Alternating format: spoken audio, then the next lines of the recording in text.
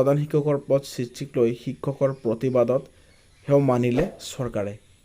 কেবিনেটৰ সিদ্ধান্তক আদৰণি প্ৰাথমিক শিক্ষক সন্মিলনৰ। প্ৰধান শিক্ষকৰ পদ সৃষ্টিক লৈ ৰাজ্যৰ প্ৰাথমিক শিক্ষকসকলে চলাই অহা দীৰ্ঘদিনীয়া সংগ্ৰামৰ ওচৰত অৱশেষত হাৰ মানিলে ৰাজ্য চৰকাৰে। অসম চৰকাৰৰ কেবিনেট বৈঠকত প্ৰাথমিক বিদ্যালয়ৰ প্ৰধান শিক্ষকৰ পদ সৃষ্টিৰ বাবে গ্ৰহণ কৰাৰ সিদ্ধান্ত আদৰণি জনাইছে অসম ৰাজ্যিক প্ৰাথমিক শিক্ষক সন্মিলনীয়ে। ৰাজ্যৰ প্ৰাথমিক বিদ্যালয়সমূহৰ হিতৰ বাবে গ্ৰহণ কৰা সিদ্ধান্তৰ বাবে চৰকাৰক ধন্যবাদ জনাই শিক্ষক সন্মিলনীয়ে কয় যে এই সিদ্ধান্তৰ প্ৰধান শিক্ষকৰ পদ সৃষ্টিৰ বাবে শিক্ষকসকলে কৰি অহা দাবীক ন্যায্যতা প্ৰদান কৰিলে। প্ৰাথমিক শিক্ষক সন্মিলনীৰ প্ৰধান সম্পাদক ৰাতুল চন্দ্ৰ গোস্বামীয়ে কয় যে প্ৰধান শিক্ষকৰ পদ সৃষ্টিৰ বাবে প্ৰাথমিক শিক্ষকসকলে চলাই অহা সংগ্ৰামক এই সিদ্ধান্তই সফলতা দিলে। কিন্তু কেবিনেটে সিদ্ধান্তত প্ৰধান শিক্ষকৰ পদ সৃষ্টিক লৈ আৰোপ কৰা কেতবোৰ বিভ্ৰান্তিকৰ চৰ্তক মানি ল'ব নোৱাৰি বুলি তেওঁ উল্লেখ কৰে।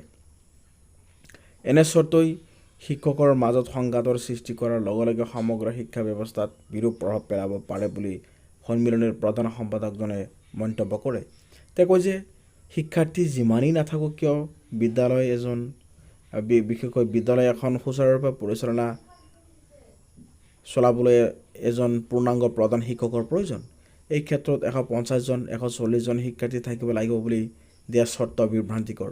কাৰণ এই বছৰ 150জন শিক্ষাৰ্থী নথকা প্ৰাথমিক বিদ্যালয় এখনত অহা বছৰ 170জনো থাকিব পাৰে, নাইবা 150জন শিক্ষাৰ্থী থকা বিদ্যালয়খনত কিবা কাৰণত অহা বছৰ 145জন শিক্ষাৰ্থীয়ে শিক্ষা গ্ৰহণ কৰিব পাৰে।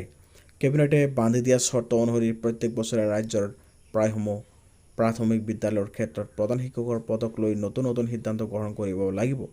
চৰকাৰে বান্ধি দিয়া চৰ্ত স্বাভাৱিকতে বিভ্ৰান্তিকৰ বুলি উল্লেখ কৰি তেওঁ কয় যে ৰাজ্যৰ প্ৰতিখন প্ৰাথমিক বিদ্যালয়ত প্ৰধান শিক্ষকৰ নিযুক্তি দিবলৈ কেবিনেটে অনুৰোধ জনায়। অৱশ্যে এই সম্পৰ্কীয় জাননী প্ৰকাশৰ পাছত চৰকাৰৰ সৈতে কি ধৰণে আলোচনাৰ আগুৱাই নিয়া হ'ব তাৰ ওপৰত চিন্তা চৰ্চা কৰা হ'ব বুলি গোস্বামীয়ে উল্লেখ কৰে।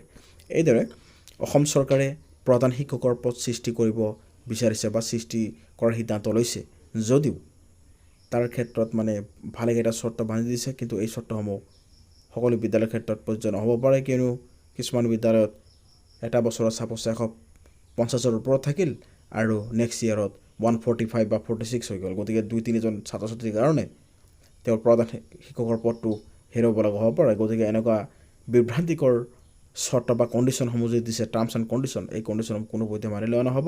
আৰু ইয়াৰ বিষয়ে মাননীয় ৰাতুল গোস্বামী ছাৰে ইয়াৰ বিষয়ে চিন্তা চৰ্চা কৰি এটা ফাইনেল ডিচিশ্যন লোৱা হ'ব বুলি তেওঁ ধুনীয়াকৈ অৱগত কৰিছে। গতিকে এইখিনি আছিল ভিডিঅ'টোৰ মূল উদ্দেশ্য।